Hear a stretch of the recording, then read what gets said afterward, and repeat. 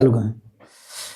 मैं Jitendra Kumar Singh smart digital class सह Gurukul public school में खवासपुर में पहली बार डिजिटल के माध्यम से हम लोग पढ़ाने की कोशिश करेंगे।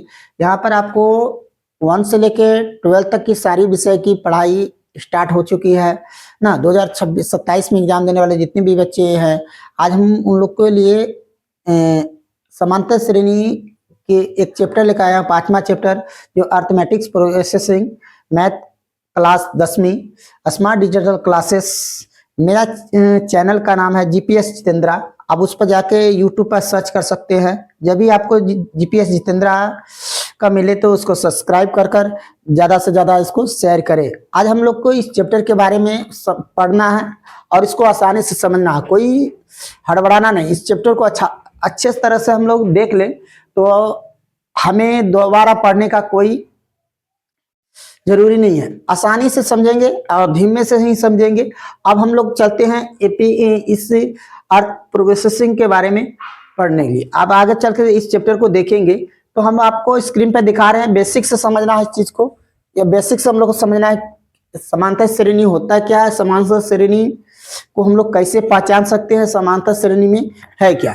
तो आप लोग देख पा रहे हैं समांतर श्रेणी का ही अर्थ होता है, समांतर श्रेणी का अर्थ होता है कि समान और उसके बीच में क्या होना चाहिए, अंतर। मतलब कोई भी क्रमबद्ध संख्या दिया रहेगा तो उसके बीच में क्या होना चाहिए, समान होना चाहिए, अंतर दोनों के क्या होना चाहिए, सेम होना चाहिए। कोई भी संख्या क्रमबद्ध दिया रहेगा। अब हम लोग समांतर श्रेणी को देख पा रहे हैं क्या हो रहा है।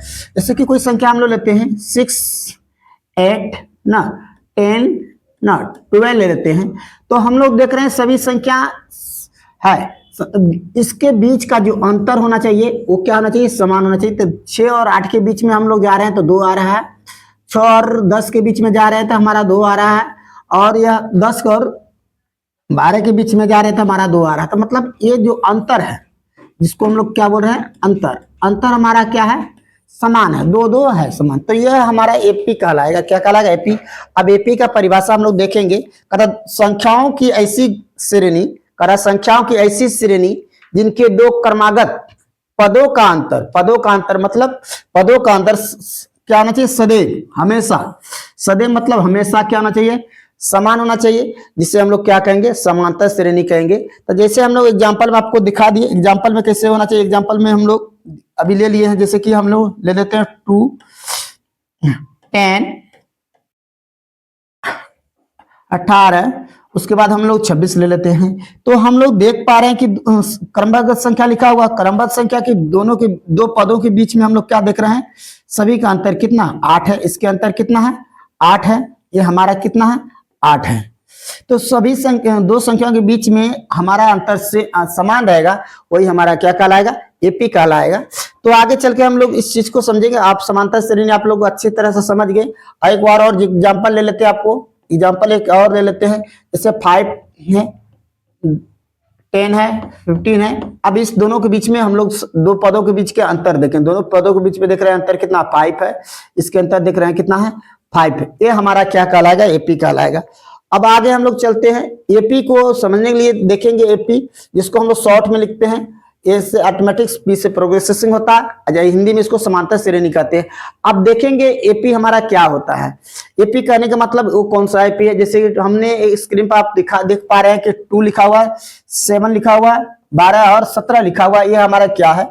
अब कहता है एपी के प्रत्येक संख्या जितने भी होते हैं, एपी का जितने भी प्रत्येक संख्या, मतलब यह हमारा संख्या, यह संख्या, यह संख्या, यह संख्या हम लोग देख रहे हैं। तो कहता है कि एपी के प्रत्येक संख्या को हम लोग क्या कहते हैं, किससे सूचित करते हैं, उसे क्या कहते हैं, पद कहते हैं, प्रत्येक संख्या को। जैसे कि माना ये हमारा भी पद है, ये भी हमारा पद है, ये भी हमारा क्या है, ये भी हमारा क्या है, पद देख रहे हैं, जिसको टर्म कहते हैं, जिससे हम लोग क्या करते हैं, ए से सूचित करते हैं। सभी पदों को हम लोग किससे सूचित करते हैं, ए से सूचित कर सकते हैं। अब ए से सूचित कर सकते हैं। अब ए से सूचित करने का मतलब एग्जाम्पल देख रहे हैं, तो कहने का मतलब हम एक और संख्या ले लेते हैं, 10 ले लेते हैं, 15 ले लेते हैं, 20 ले लेते हैं, 25 लेते हैं। मेरे प्यारे बच्चे देख पा रहे हैं आप लोग एपी में इस चीज को आप अच्छा सा देख पा रहे हैं कि क्या लिख रहा है। अब इसको हम लोग क्या कहते हैं, हमने क्या बोला, एपी के प्रत्येक संख्या को पद कहते हैं, जिससे हम लोग क्या करते हैं, ए से सूचित कर सकते हैं। ये हमारा भी एक है, जिसको हम लोग क्या लिख सकते हैं, A1 लिख सकते हैं, इसको A2 लिख सकते हैं, इसको A3 लिख सकते हैं, इसको क्या लिख सकते हैं, A4 लिख सकते हैं। मतलब जितने भी टर्म दिए रहेंगे A1 से स्टार्ट करना, A1 A2 A3 A4 करके दे देना है। अब हमारा देखिए A2 A4, अब हमारा क्या करता है, जिसको हम लोग क्या कहते हैं, जो दो पद होता है, दो पदों का जो अंतर होता है, अंतर, दो पदों का अंतर हम यहाँ देख रहे हैं, अंतर, अंतर देख रहे हैं, दो पदों का अंतर, अंतर मतलब बीच का जो, इसके बीच दो संख्या के बीच में जो अंतर पा रहा है, कितना 5 का रहा है, इसमें भी हमारा क्या आ रहा है, 5 आ रहा है, इसमें भी हमारा क्या आ रहा है, 5 दिख रहे हैं मेरे प्यारे बच्चों। तो आप देखें दोनों बीच के अंतर, अंतर का अर्थ ही होता है क्या है, जिसको हम लोग क्या बोल सकते हैं, सार्व अंतर। क्या बोलते हैं, सार्व अंतर, सार्व अंतर बोलते हैं, जिसको अंग्रेजी में बोलते हैं कॉमन डिफरेंस। अब कॉमन डिफरेंस सभी में क्या होना चाहिए, समान होना चाहिए। अब सार्व अंतर को हम लोग किससे सूचित करते हैं, डी से सूचित करते हैं। हम लोग किससे सूचित करते हैं, डी से। सार्व अंतर को लिख सकते हैं, डी से भी लिख सकते हैं, कोई दिक्कत नहीं।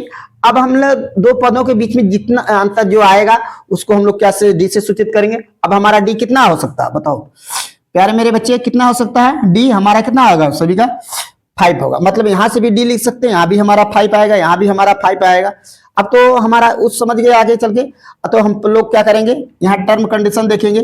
प्रथम पद को A1 या A से हम लोग क्या करते हैं, सूचित करेंगे। एपी में जब रहेगा, डी, डी को हम लोग क्या बोलते हैं, सार्वंतर बोलते हैं। एन हमारा क्या होता है, जो संख्या दिया रहेगा ये हमारा एन होता है, जिसको एन मतलब अंतिम पद, ये डॉट डॉट करके देता है, अंतिम पद को भी एन से अंतिम पद होता है। ऐसा होता है अनुपदों का योग, अनुपदों का योग मतलब इसको जोड़ देंगे जितना भी होगा, ये हमारा एन पद है, 1 2 पद, 3 पद, 4 पद, ऐसे कर संख्या दिया रहेगा, उसको जोड़ देंगे, हम लोग आसानी से देखेंगे।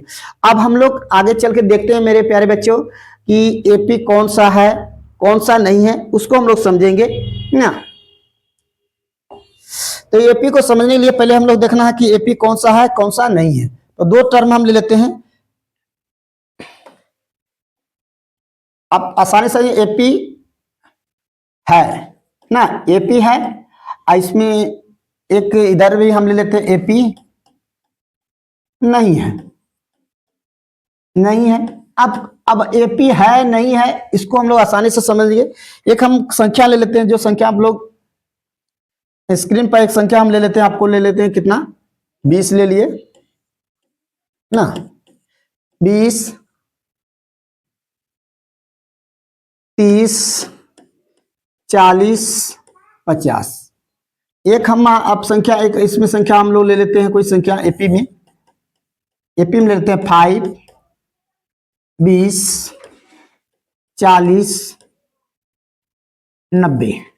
अब हमने क्या बोला कि एपी कौन सा है या नहीं है, इसमें देखना है एपी कौन सा है। तो हम लोग पहले तो हम लोग जानते हैं एपी, ये हमारा A1 तो अब कितना है, A1 हमारा 10 है, ये हमारा A1 है, ये हमारा क्या A2 है, ये हमारा क्या A3 है, ये हमारा क्या है 4 है। आप स्क्रीन पर देख पा रहे हैं। एपी को पहचानने से पहले हम लोग एपी को पहचानेंगे कैसे, एपी है तो दो संख्याओं के बीच में हम लोग क्रमबद्ध देखेंगे। तो पहले दो संख्या के बीच के अंतर निकालना है, अंतर से ही हम लोग पहचान जाएंगे एपी है कि नहीं। जिससे हम अंतर, जिसको हम लोग क्या बोले अभी, अंतर मतलब सार्वंतर, सार्वंतर। अब सार्वंतर निकालने का तरीका भी बता देते हैं आपको कैसे निकालना है। सार्वंतर निकालना तो दो पदों का अंतर करने, मतलब डी जब निकालेंगे हम लोग तो क्या करेंगे, A2 मान A2 घटा A1 करेंगे, या आपको मन है फिर देखेंगे A3 घटा A2